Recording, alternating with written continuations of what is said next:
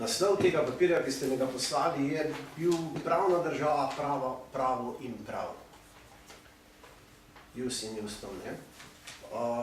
Glejte, če govorimo o pravni državi, se moramo vprašati, kako pravna država nastane in iz česa nastane, kje ima svoje izvorne korenine in kakšna bo potem take inercija tega, kar se je dogajalo. Izhajam iz tele podmene. Pravna država lahko nastane in temelji samo na demokratičnem procesu nastanka oblasti in izvajanja oblasti. Pri tem je zelo pomembno, kakšna je bila preteklost. Mi vemo, človek brez preteklosti nima prihodnosti, država brez preteklosti nima prihodnosti. Seveda se pa pri državi moramo vprašati, kakšna pa je bila ta preteklost. In ali lahko ta preteklost, to je že del odgovora na vaše vprašanje, se nadaljuje tudi preko sodstva v novo sodstvo. In odgovor je naslednji. Mi smo na teh prostorih Jugoslavije 45. leta zapustili torej pravno nasledstvo Evrope. Visoka načela civiliziranih narodov. Od 45. leta naprej so bile možne nacionalizacije, sekvestracije, agrarne reforme, razlastitve kasneje, kot odplačen sistem, tudi sodbe, dahavski procesi. Vse to zato, ker je Jugoslavija 45. leta zapustila pravni red stare Jugoslavije, ki pa je vendar bil vklalupljen v vrednote evropskega pravnega izročila. To so dejstva, tu jih mrgoli. Nekateri še niso pokopani. Drugo, mi smo v naš pravni red, kar je posebno absurd in tu si pravzaprav štejem nekako v krivdo, ker sem pisal to temeljno listino tudi z profesor Bučarjem, Jambrekom, Tinetom, Hribarjem in ne vem kom še takrat. In tudi ustavni zakon za izvedbo temeljne ustavne listine, da smo napisali nekatera izhodišča, za katerih sem se snoč, ko sem šel gledati spet nazaj, čeprav nekaj še imam v spominu, skoraj sam zgrozil nad seboj. Poglejte, mi smo torej prevzeli pravni red bivše države. Ampak kakšen je bil ta pravni red? Je bil demokratičen? Vzemimo na vrhu. Predsednik Republike Jugoslavije, Josip Broz, je imel v ustavi zapisano, da je dosmrtni predsednik. Ali razlaga kontrarju, prepovedane so torej bile volitve predsednika v Jugoslaviji. Sekretar je bil dosmrtni predsednik. Vi veste, da so 45. leta takoj iz Zvezne skupščine vrgli stranke, potem jih celo prepovedali. Zveza komunistov je imela posebno idejno usmerjevalno vlogo v preambuli ustave Jugoslavije in Slovenije. Jaz govorim samo o dejstvih. In zanimivo, da 91. leta se mi ne vrnemo k pravnemu izročilu Evrope, ampak k kontinuiteti.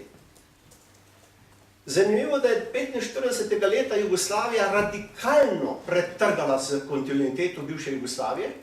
Vse mi pravniki vemo, da je bil tam en zakon o prenehanju pravnih predpisov bivše Jugoslavije in da je bila izjema, da se lahko pravna pravila smiselno mogoče uporabljajo, pa se tako niso. No in torej pride do radikalnega pretrganja. 91. leta pa idejni nasledniki ali pa tvorci tiste Jugoslavije ali pa dediči, če lahko rečemo, zahtevajo kontinuiteto, ne pretrganje. In tako se zgodi, da mi sprejmemo ustavni zakon za izvedbo temeljne ustavne listine in ustavni zakon za izvedbo nove ustave iz leta 91. In kaj napišemo? Kaj smo napisali? Prvi člen. Da ostanejo pravni predpisi bivše Jugoslavije v veljavi. Da se morajo uskladiti v 2 letih. Vi vemo, da 10 let ni prišlo do popolne uskladitve, da še danes nekateri predpisi tukaj na teh tleh se nekako z področja standardov uporabljajo, kar po tih Jugoslavijskih.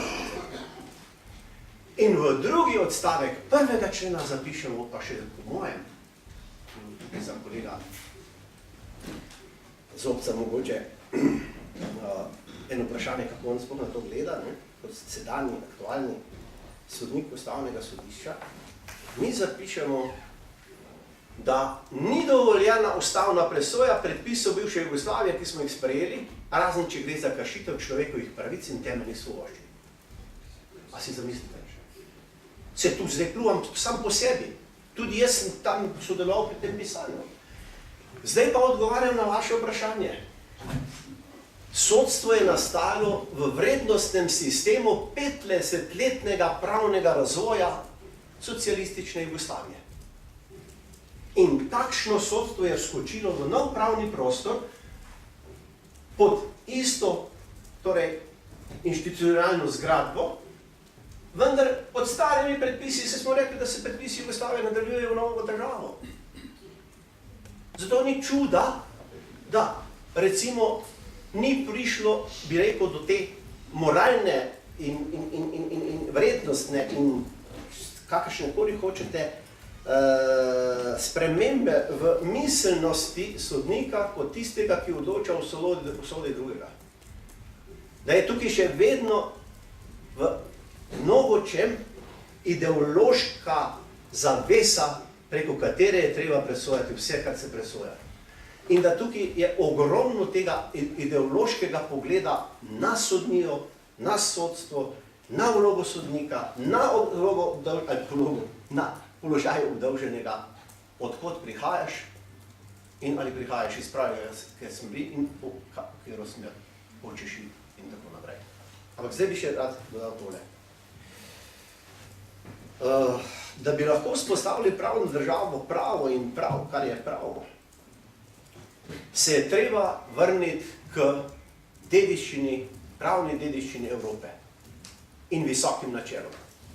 In pa seveda tistim načelom, ki se postavljajo Združene države Evrope preko Evropske unije, čeprav so nekatere za nas v slabi gospodarski situaciji nekoliko neugodne, ne?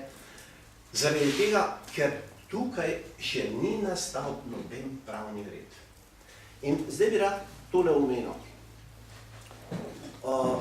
Če ne pride do pretrganja nekega pravnega reda, seveda nedemokratičnega, jaz imam nič proti temu, da se nadaljuje kontinuiteta po pozitivnih stvarih bivše Jugoslavije, ki so bile in koliko jih je bilo.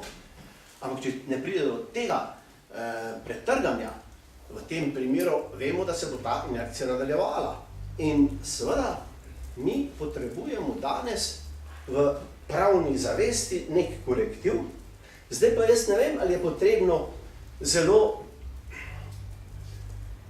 teoretično razglabljati, ali je pravni pozitivizem tisti, ki pravzaprav je greh, ne, te stroge izvedbe zakona, ker pravni pozitivitev teoretično ga opredeljujejo na tak način, jaz nisem pravnik,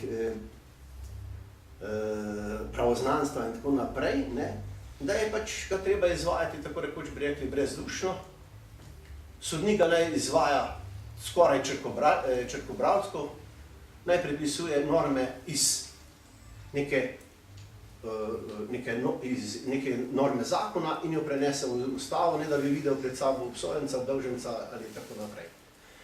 In seveda, tu je treba to dodati, da je pri tem treba zlasti videti, katere korekcije so potrebne za pravni pozitivizem, ne, zato bi rekli oholo, suho, neobčutljivo uporabo prava in odgovor je, na to mora korektiv dati Ustavno sodišče in visoka sodišča. Ne, da bi se zdaj hvalil, ker je pač neprimerno. Ko sem zdaj šel z nekega zagovora magistrskega, sem govoril z dr. Trpino in sem povedal, da moram iti tule sem na razpravo in je rekel, pa to ni kritika, lej, kogarkoli. Če bi Slovenija nadaljevala v vseh mandatih ustavnega sodišča, tako kot ste začeli in ste spostavili temelje, kaj je v pravu dovoljeno in družbi dopustno, bi bila ta država danes drugačna. To so njegove besede, ne moje.